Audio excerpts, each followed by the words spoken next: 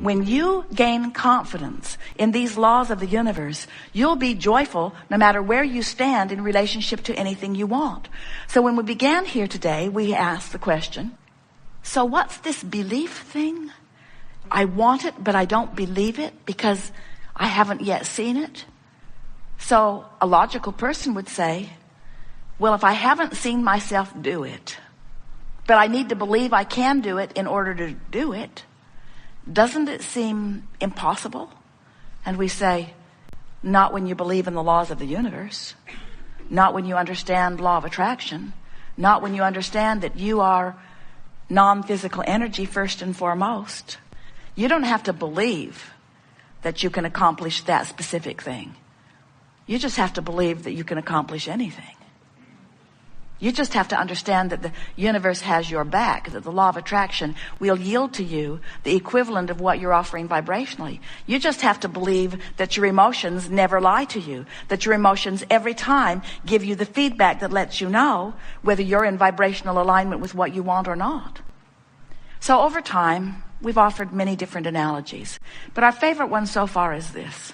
So you are source energy, and a part of you comes forth into the physical, while the larger, far and away, the larger part of you remains eternally and non-physically focused, as source always does. Source, get it? Source. Some say, Abraham, why doesn't source come forth and be physical if source thinks we should like physical so much? And we say that's like asking the electricity in your wall to come forth and be the toaster. Sometimes the toaster is happy that there's electricity coming through the wall, you see. And so it's the same thing. Source is source, and you are an extension of source out here on the leading edge. So here you are out here on the leading edge as extension of source, exposing yourself to new ideas and launching constant new rockets of desire, which the source within you embraces and becomes the vibrational equivalent of immediately. And when that happens, there is a vibrational disparity between you and the physical and you and the non-physical. In other words, the non-physical you not only believes that this can be, but knows it. Not only believes and knows that it can be, but already is it. Already is it. It's already done, vibrationally speaking. When you ask, it's done. There's just one little thing you have to do as you're physically focused, and that is you have to become a vibrational match to what you're asking for. So over here, where who you really are is, and where the culmination of all of your rockets of desire are, and where the source within you in its expanded version because of you is, we're calling this the vortex of creation. It's the vortex. It's a vibrational reality. We talked earlier about how when you look at something that's already manifested in your reality, you say, well, I can believe that because I can see that. I believed my chair would hold me, and I believe the sun will come up in the morning because I've seen it enough that I believe it. There's a lot of things that I believe because I'm witnessing the manifestation of them. And we say, if you will decide today that you're not going to need to witness the manifestation of something before you believe it, you will become the creator who can create anything that you desire. And we want you to understand that it's easy to do because over here in your vibrational reality, by the way, this is the reality that precedes all manifested reality. So don't feel bad. Sometimes our physical friends think, oh, well, yeah, vibrational reality. I'm rich there. I'm skinny too.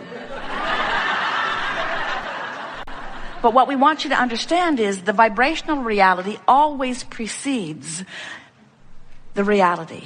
And if you have knowledge of the existence of this vibrational reality, if you know about this vortex, do you know what happens over here in this vortex of creation? Law of attraction is responding to the desire and causing a culmination, assembling all cooperative components. So everything that is necessary for the achievement of anything that you want has already been assembled. The question that we want to ask you is, are you a cooperative component?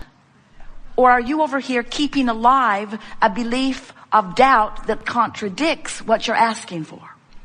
And the answer to the question, if you are feeling negative emotion, then you're keeping alive a vibration that contradicts it. Because if you're even hoping you're over here on the edge and the vortex is taking you in. In other words, this is a powerful vortex of attraction. and it will bring everything that matches it. But if you're over there beating the drum of why you want it, in other words, I want it because it's miserable not having it. I want it because I don't have it and I don't like not having it. As you beat that drum, you keep alive in yourself, active in your vibration, a frequency that prevents you from being brought in. If you could meditate, you'd stop your resistance and in you'd go. If you would appreciate, you'd stop your resistance and in you'd go. Even if you are in the attitude of hopefulness, in you'll go. But if you're mad, if you're ornery, if you're defeated, if you're fearful, if you're disappointed, if you're angry, if you're frustrated or overwhelmed, if you're feeling those emotions, and what are they? Those emotions don't just come out of thin air. Those emotions every single time are indicators of your vibrational relationship with who you have become. If life didn't cause you to become this more over here in the vortex, if your life hadn't caused the larger part of you to be there, you wouldn't feel bad not going. You could continue to focus upon unpleasant things. Problem with that is you were born knowing that you are worthy, and born knowing that you are good, and born knowing that life is supposed to be good for you. And when you first got here, you didn't have anything going on in your vibration that contradicted that. So you were tuned in most of the time, like the beasts of your planet are mostly in the vortex. So today, as we're talking with you about anything that's important to you, we see our greatest advantage to you to coax you into the vortex. One thing you'll notice about us and about your own inner being is that we won't come out of the vortex where you are, ever. In fact, that's why you have negative emotion. If we would come out and complain with you, your complaint would feel blissful because there would be no separation. But since your inner being does not come out and complain with you, Esther can drag Jerry over there. Jerry can drag Esther over there. In other words, you can drag each other over there. And if they don't come easily, you get really feisty with them. You say, "You're not supporting me. I think you should support me. How come you're never there for me? How come you're never there for me?" And the correct answer to that question is because I'm over here in the vortex for me. Because if I come over there out of my vortex for you, I'm worthless to you. We can just bang over here together in misery, which justifies that until death do us part stuff that we, no matter how miserable we are, we'll stay together.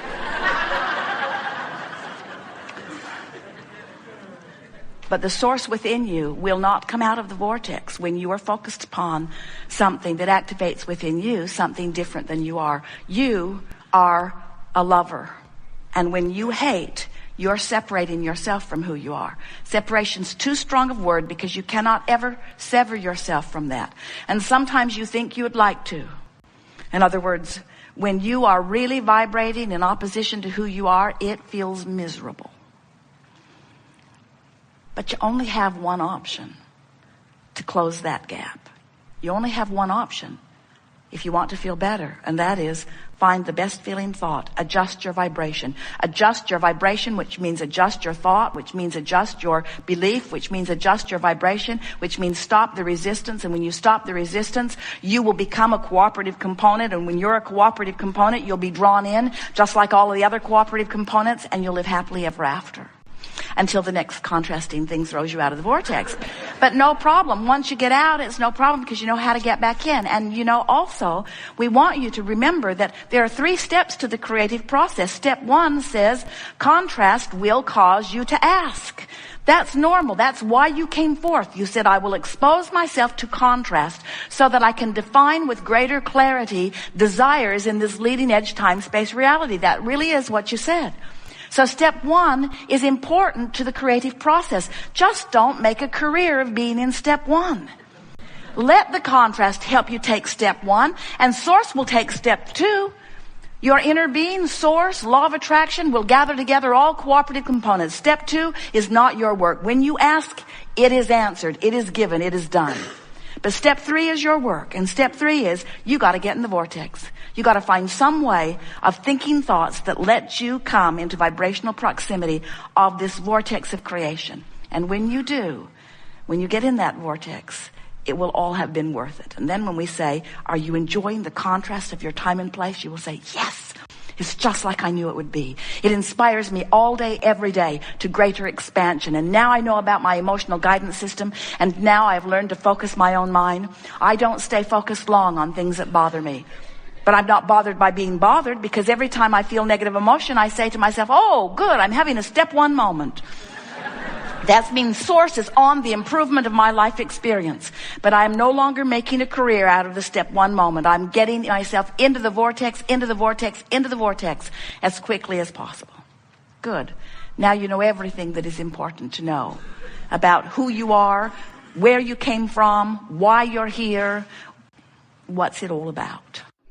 Get into the vortex and milk it for all it's worth, and stay there and feel the resonance of it and know who you are. And the more you're in that vortex, the more you become unwilling to hang around outside of it. And the more you're in it, the more you feel the familiarity of it. The more you tune your awareness to what it feels like when you're in and out, until you'll become, as Jerry is describing himself, you just barely brush across the surface of something that isn't up to speed with who you are, and it gives you prickles. Not because you've done something awful, but because it's not who you are. It doesn't resonate with who you are.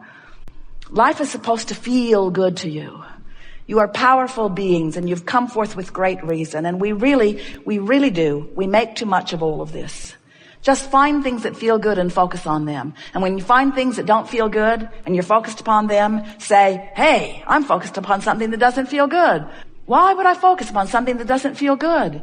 There must be something that I could focus upon that feels better, and then feel for it and find it, and feel for it and find it, and feel for it and find it, until you come into alignment, till you close that gap, till you tune yourself to the vibration of all that you've become. We've enjoyed this interaction immensely. It is exhilarating to come together with those like you who are reaching for the fulfillment of who you are. It is our desire as we visit like this that we awaken within you your memory of who you really are, and the value and reason and purpose for your focusing here in this contrasting experience. We want you to stand as we do inside your vortex, exhilarated with everything that you lived that put you there. We want you to feel as happy, maybe that's the wrong word. We want you to feel joyous about your despair. How about that? Because from inside the vortex, you can feel joyous about the guidance that let you know where you were, your focusers, you see. And there isn't one of you who will move forward from this point in time who will not know now in much clearer fashion how to focus the power that is you into the productive expansion that is you.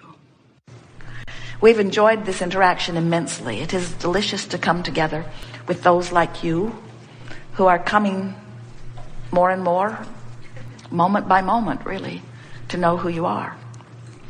Today, we feel satisfaction for these reasons. We have felt your willingness to focus for inordinate amounts of time, for the sheer purpose of understanding this vortex of creation that we've been talking about. It has been slow going here today. There was not much about it that was really fast moving. But in the process of that, what has been activated within each of you is an understanding, most importantly, of your ability, if you want to, under any circumstances, to become a vibrational match to the vibrational reality that precedes your manifestations. If you can leave here today understanding the relationship between who you really are and who you're being, and if you can leave here today with a new, resourced attitude about wanting more than anything else to tend to the relationship between you and you. In other words, to want to be in this vortex